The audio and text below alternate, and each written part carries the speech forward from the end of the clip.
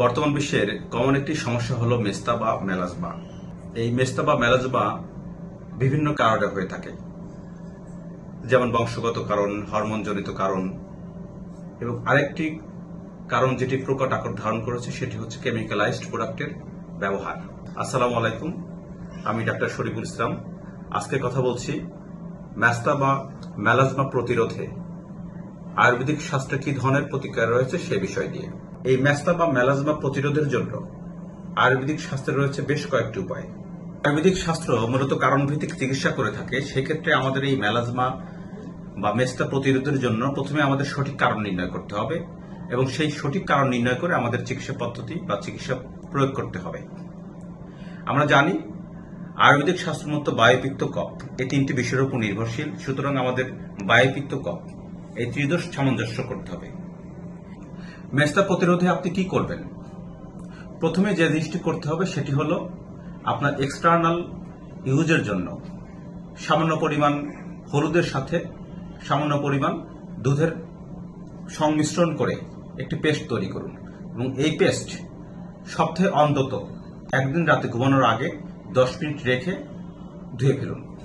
এই কাজটি আপনি যদি 1 মাস করতে পারেন তাহলে আপনার মেস্তার যে দাগগুলো রয়েছে বা কালো দাগগুলো রয়েছে সেই দাগগুলো অনেক ফেড হওয়া শুরু করবে। এছাড়াও আধুনিক গবেষণায় দেখা গেছে মেস্তা প্রতিরোধের সবচেয়ে কার্যকরী উপায় সেটি হচ্ছে হাইড্রোকুইনন। আর এই হাইড্রোকুইনন থেকেও অত্যন্ত কার্যকরী যে ভেষজটি সেটি হচ্ছে লিকোরাইস বা যষ্টি মধু। আপনি মেস্তায় আক্রান্ত হলে অবশ্যই যষ্টি মধুর ব্যবহার নিশ্চিত করুন।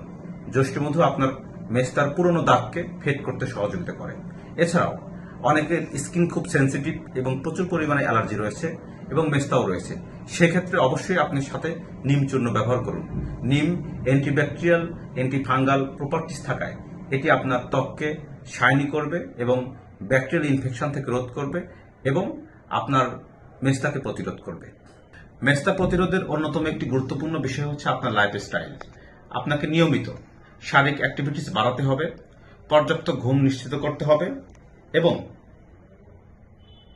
সপ্তাহে অন্তত একদিন মঞ্জিষ্ঠা বা রুবিও কর্ডিফোলিয়া তার চূর্ণ আপনি খেতেও পারেন অথবা আপনি সেটি পেস্ট আকারে আপনার আক্রান্ত স্থানে ব্যবহার করতে পারেন। মেস্তা প্রতিরোধের আয়ুর্বেদের আরেকটি গুরুত্বপূর্ণ একটি ধাপ হচ্ছে আপনার পঞ্চকর্ম।